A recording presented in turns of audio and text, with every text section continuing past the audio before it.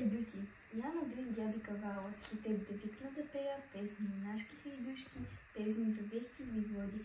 За чавдар страшен хайдутин, за чавдар вехте войвода, синът на Петка страшникът, да чуят моми и момци, по сборове и по седенки, юнаци по планините и мъже в хладни механи. Какви е деца раждала, ражда и сега българска майка юнашка. Какви е момци хранила, храни и днеска нашата земя хубава. Аз ще мен дядо дея, любовни песни да слушам, а сам за тегло да пея, тегло дядо сиромашко. И за своите си кахари черни ядове.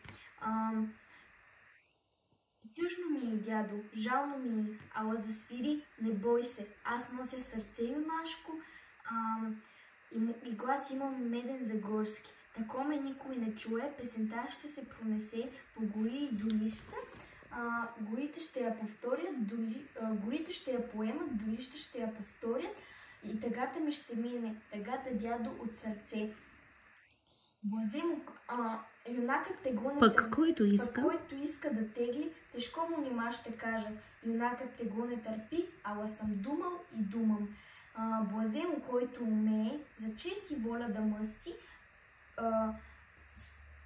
с лошия с ножа по добро му добро да прави, лошия с ножа по глава. Пък ще си викна песента. Кой не знае за чавдар войвода, кой не е слушал за него, чорбаджия ли е езедник или турските сърдари, овчар ли по планините или пък клети сиромаси. Водил бе чавдар дружина, тъкмо до 20 години и страшен беше хайдутин за чорбаджии и турци, ала за клети сиромаси крила бе чавдар войвода. Затой му пее песента на Странджа Баир гората, на Ирин Пирин тревата и меден им кавал приглаша от Цариграда до Сръбско по румелийски полета. И с ясен ми глас жатварка от Бяло море Дунав по румелийски полета.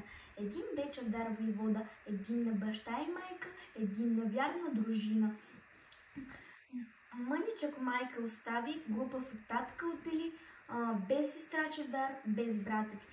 Ние да никой роднина, един сал войка и зедник и деветимна дружина. Хлапак 12 годишен, овчар го даде майка му, овци и кози. По чужди врати да ходи, на чужд хляб да се учи. И стоя чавдар, що стоя и ден до пладня, но що да ми спечели и какво да ми спечели голям армаганна майка, те с тежки друми отровни. Що си ме майко продала на чуждо село Аргатин, овци и кози да паса, да ми се смеят хората и да ми думат в очите, да имам баща войвода на толкозмина дружина, 3 кази да е наплашил, да владее стара планина, а аз при вуйка да седя при този сиромашки изедник. Копилето му да бавя, час по час да ме нахлъква, че съм се и аз увълчил, че човек няма да стана, а ще гния в тъмница и ще ми капнат месецата, накара Баир на кола. Проклет бил човек вуйка ми, проклете майко, казвам ти, неща при него да седя, копилето му да бавя, крастите му да завръщам, при татка искам да ида. Яли ги, свраки и псета, при татка искам да ида, при татка в стара планина, татко ми да ме научи, на къвто иска занаят. Зави се майка за Мая, камък и падна на сърце, гледа си в очи чавдара, в очи черни големи, и ръда клетата плаче. Глади му глава къдрава, и ръда клетата плаче. Чавдар я плахо изгледа, и сълзи и той на очи, майка си бърже попита. Кажи ми, мале, що плачеш? Да не са татка хванали или убили?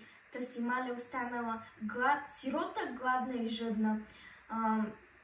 За тебе прегърна майка чавдара, в очи го черни целуна, въздъхната му продума. За тебе плача чавдаре, за тебе дете хубаво, писано още шарено. За ти си ми синко едничък още мъничък, а лоши думи хортуваш. Как ще те майка прежали? Статка си, да идеш синко статка си, хайдутин като ще станеш.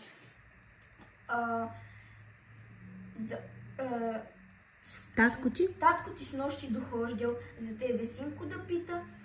И много ме е съдил и хокал, що съм те, синко, пратила при вуйка ти, а не при него. Да види и той, че има дете хубаво, юначе. Далеч да го проводи, на книга изучи, на книга да се изучи, книга да се изучи, или хайдут ти направи по планините да ходи. 300 изаръци заръчал, в неделя да те проводя до хайдушкото сборище. Ще идеш, синко чавдаре, едничко чедо на майка, ала те клетва за клина. Ще идеш утре при него. Ала те клетва за клинам, ако ти е мила майка ти, ще плачеш, синко, ще искаш. Дружина да те не води, а да те далеч проводи. На книга да се изучиш, май си писма да пишеш, кога на горпет отидеш. Рипна ми чавдар от радост, че при татка си ще иде, страшни хайдути да види, и хайдушкото сборище. А майка ядна жалостна, дете си мило прегърна и пак заръда заплакам.